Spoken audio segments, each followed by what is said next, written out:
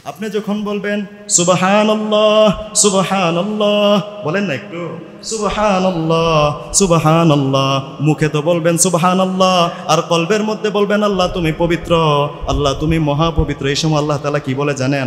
ও বান্দা, তুমি আমাকে পবিত্র বললেও আমি পবিত্র, তুমি আমাকে পবিত্র না বললেও আমি পবিত্র, তবে তুমি যে আমাকে পবিত্র বললা এই জন্য তোমাকে সমস্ত গুনাহ থেকে আমি পবিত্র বানিয়ে দিলাম। এখানে যারা বসে আছেন আপনারা মানেন আর না মানেন, আমরা সবাই কলবের রোগী। দেহের রোগের জন্য, এই দেহ হলো মাটি থেকে তৈরি, দেহের রোগের জন্য যেমন মাটি থেকে তৈরি খাবার লাগে, মাটি থেকে তৈরি ওষুধ লাগে, রূহ হলো উপর থেকে আসা আল্লাহর দেওয়া। এই রূহকে সুস্থ সবল রাখার জন্য উপরের খাবার লাগে, উপরের ওষুধ লাগে, জিকির লাগে। জিকির কি? জিকির হলো কলবের ওষুধ। কেউ যদি আল্লাহওয়ালা হতে চায় সহায়ক হবে সোহবতে আহলুল্লাহ আর কাসরাতে জিক্রিল্লাহ। কথাগুলো বুঝেন ভালো করে। সোহবতে আহলুল্লাহ কি? ভালো মানুষ আল্লাহওয়ালাদের সংস্রব, আর কাসরাতে জিক্রিল্লাহ কি? বেশি থেকে বেশি জিকির। এটা আমাদের কলবের জন্য ওষুধ। এই ওষুধ উম্মতের জন্য বড় জরুরি, এই জন্য এই বিষয়টাকে বলাও আমরা বড় জরুরি মনে করি। ছয় তাসবিহ, তাসবিহ সিত্তা। আপনারা যত বুজুর্গের নাম আমাকে শোনাবেন, কতজন বুজুর্গের নাম শোনাবেন, সব বুজুর্গরা এই জিকিরগুলো করে করে তারা আল্লাহর কাছে প্রিয় হয়েছে, তাদের কলবের অসুখ দূর করেছে এই ওষুধগুলো দিয়ে দিয়ে। ছয় তাসবিহ কি? সুবহানাল্লাহ, আলহামদুলিল্লাহ, আল্লাহু আকবার, লা ইলাহা ইল্লাল্লাহ। এই চারটা বাক্য হাদিসের মধ্যে আছে, দলিল সহ বলে দেয় যে উত্তম বাক্য হলো চারটা, সুবহানাল্লাহ, আলহামদুলিল্লাহ, আল্লাহু আকবার। এরপরে হাদিসের মধ্যে ইশারা রয়েছে, বারবার হাদিসে এসেছে বেশি বেশি দুরূদ পড়ার জন্য, যে কোনো একটা দুরূদ পড়া। এরপরে ইস্তেগফারের কথা হাদিসে বেশি বেশি এসেছে, যে কোনো একটা ইস্তেগফার। এখন আমরা এই ছয়টা বিষয়কে একসাথে আনি। চারটা সুবহানাল্লাহ, আলহামদুলিল্লাহ, আল্লাহু আকবার, লা ইলাহা ইল্লাল্লাহ। আরেকটা হলো সাল্লাল্লাহু আলাইহি ওয়াসাল্লাম। আমরা যেহেতু ব্যস্ততার জামানার লোক, এজন্য সাল্লাল্লাহু আলাইহি ওয়াসাল্লাম এই ছোট্ট দুরূদটা বেশি থেকে বেশি পড়বেন। তারপরে ইস্তেগফার, সবথেকে ছোট্ট ইস্তেগফার যেটা আস্তাগফিরুল্লাহ। কিভাবে পড়বেন? এই ওষুধ খাওয়ার নিয়ম কি? আল্লাহ তাআলা কোরআনের মধ্যে বলেন, ইয়া আইয়ুহাল্লাযীনা আমানু যিকুরুল্লাহা যিকরান কাসীরা। হে ঈমানদারেরা, তোমরা বেশি থেকে বেশি আল্লাহর জিকির করো। বেশি থেকে বেশি কত? একবারে মিনিমাম বেশি 100 করেন, সকাল সন্ধ্যায় প্রত্যেকটা জিকির 100 করে। এরপরে আল্লাহ কি বলেন? কোন টাইমে খাবেন? ওয়াসাব্বিহুহু বুকরাতাও ওয়া আসিলা। তোমরা সকাল আর সন্ধ্যায় আল্লাহর জিকির করো। সুতরাং বেশি থেকে এখান থেকে আমরা নেই 100 বার, আর সকাল আর সন্ধ্যায় ফজরের পর আর মাগরিবের পর আমরা এই জিকিরগুলো বেশি থেকে বেশি করব। 6 তাসবিহ 600 বার করে ইনশাল্লাহ করে দেখুন। এই ওষুধ খাওয়ার আরও নিয়ম রয়েছে। আপনি যদি চান আপনার কলবের ফায়দা বেশি হোক, জিকিরের সাথে কলবের জিকিরও জারি রাখেন। কলবেরটা, মুখেরটাকে বলে জিকির আর কলবেরটাকে বলে ফিকির। আপনি যখন বলবেন সুবহানাল্লাহ সুবহানাল্লাহ, বলেন না একটু সুবহানাল্লাহ সুবহানাল্লাহ, মুখে তো বলবেন সুবহানাল্লাহ, আর কলবের মধ্যে বলবেন আল্লাহ তুমি পবিত্র, আল্লাহ তুমি মহাপবিত্র। এই সময় আল্লাহ তাআলা কি বলে জানেন?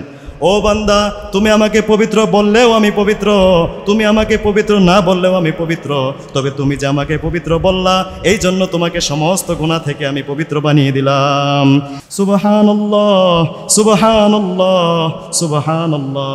এর পরবর্তী আলহামদুলিল্লাহ, আলহামদুলিল্লাহ বলেন না, আলহামদুলিল্লাহ। এইটার অর্থ কি?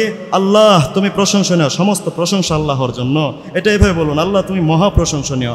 আমরা যখন মুখে বলি আলহামদুলিল্লাহ, আল্লাহ তুমি মহাপ্রশংসনীয়, আর অন্তরে ভাবতে থাকি, তখন আমাদের রব আমাদের এই জিকিরের উত্তর দেন, ফাজকুরুনি আযকুরুকুম।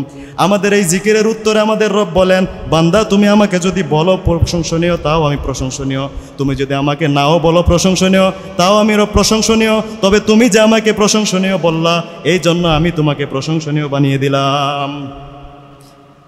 আল্লাহ যদি আমাদেরকে প্রশংসনীয় বানান, আমাদের বদনাম করবে কে?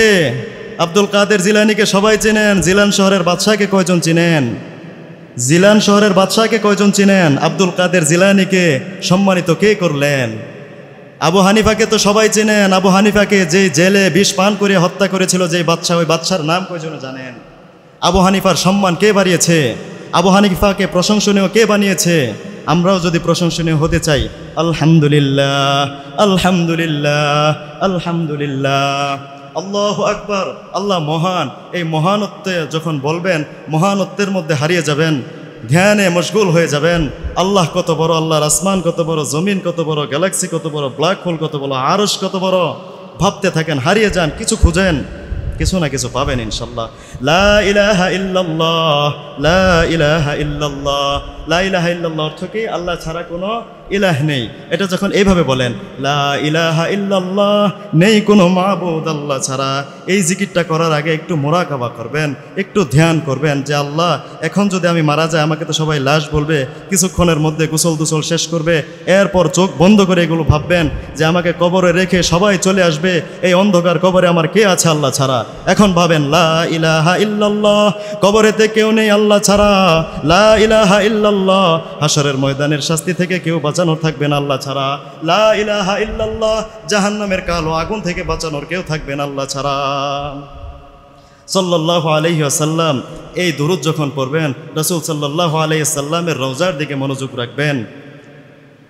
কাজী নজরুল ইসলাম, আমাদের কাজী নজরুল ইসলাম একটা গজল গেয়েছিল, আপনারা শুনেছেন হয়তোবা।